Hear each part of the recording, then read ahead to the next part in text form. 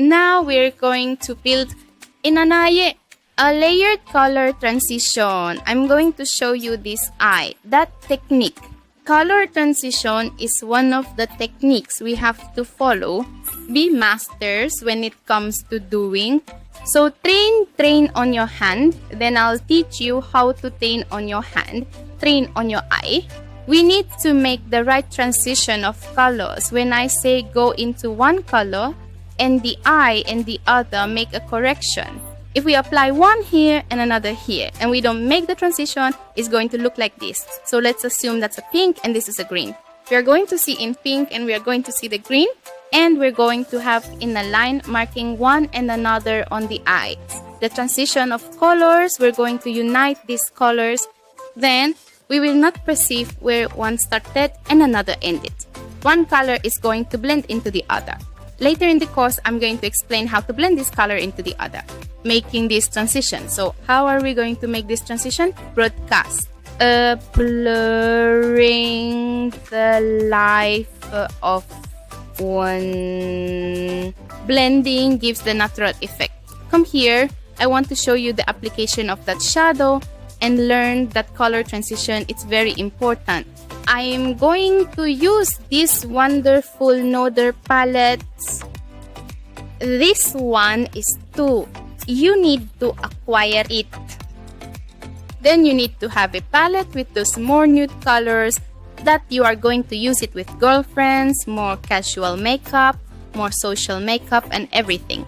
All our blush will have brown or pink backgrounds. So on a palette with those colors here, a makeup artist always has to keep in mind among your makeup. Today we are going to transition and use that lighter color for the start of the eye, and I'm going to use pink and brown afterwards, and I'm going to show you in practice how we make that color transition. So let's get started. We're going to take this lighter shadow, close your eye and let's apply it. I'm going to show you, I'm going to explain. Here we have the eyelid in the eye region.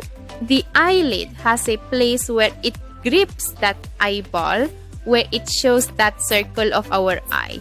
Then in that area it covers the circle of our eye is the eyelid. If you have difficulty finding that concave, you're going to put your finger like this and you're going to find the bone. The west is what supports our eye. It's the concave part.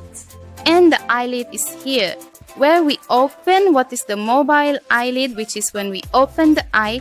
That region here, the concave part is visible and the eyelid moves when the eye moves. So let's begin. Can you close? And we're going to apply the lighter shadow. I'm with a brush, as if it were a cat eye, but it's a bit softer. So we're going to apply, we're not going to sweep, we're just going to put the eyeshadow on this eye. We are going to lightly tap, depositing that shadow here. I want a more natural, more blended effect. So we're going to start blending this shadow here. I applied, you see the shadow marking here. So with the brush already dipped, we're going to put it and drag, put and drag with very subtle movements so that you can give this shadow a naturalness. We put here and then always put this lighter in the color transition. I always use in that beginning of the eye, which is the inner part of the eye, which is the UV of the eye, closer to the nose. How are we going to do a color transition? We can have it up to the middle of the eye. Then we apply the lighter shadow. Do this process on the other eye too. Do one eye and then the other, because it has, you have to compare what you did on one eye to make it more or less even on the other. If you do everything on one eye and then we are going to go with the lightest shade, then it's best to do everything that is done in one on the other. Then we apply this light shade. And now we are going to come with the brush. I am going to show you the eyeshadow and we're going to apply this shadow. Now that's an intermediate pink. You realize that there are 3 colors, the light, the medium, and the dark. And I'm going to make that transition because it's one of the most used makeup by my clients. So I'm going to take that midway pink and I'm going to apply the shadow like this. That is a lighter pink. We secure our eyebrow to facilitate the application, and we put the finger on the eyebrow without pressing much. Do not press the design we made, and we press a little and apply. So I'm going to put it this way so you can see the difference. So I'm going to apply so you can see the color transition. So we are going to apply it in the middle, the light at the beginning, and now we are going to put the dark at the end, matching that. If we're going to leave it that way, how ugly it looks, then the light is visible and the dark is visible. So what is the color transition? I take this brush, which is Alone Dirty, and we're going to give it light touches. Always touch, always soft, always subscribe and turn on notification. Then if you see the marking line, then we come with the brush and give light touches. And this is how we're going to connect the lightest shadow, that little white, with that more pinkish shadow. So we're going to make this color transition, and then I'm going to distort, and then I'll show you how we do it. And in the dark, we do the same. Touch with the brush in the marking, in the division, bringing the shadow, stepping into the other. They're seeing that a color has already transferred into the other one. So now we're going to come with this other brush and we're going to blur, because a makeup artist's life is all about blending. Let's blend the shadow on that eye. I am now using a brush to blur or smudge, and we are going to come down with the movement of pie pen in the darkest part, and we're always going to make this angle here, always pointing this angle towards the eyebrow so that the eye doesn't look droopy. If I lower the shadow, the eye will give the impression that it is fallen.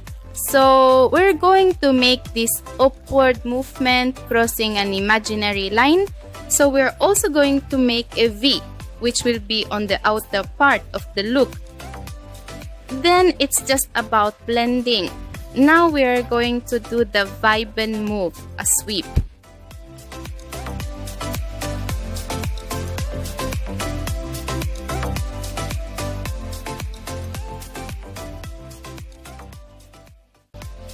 The more one shadow enters another, the more beautiful that eye will look.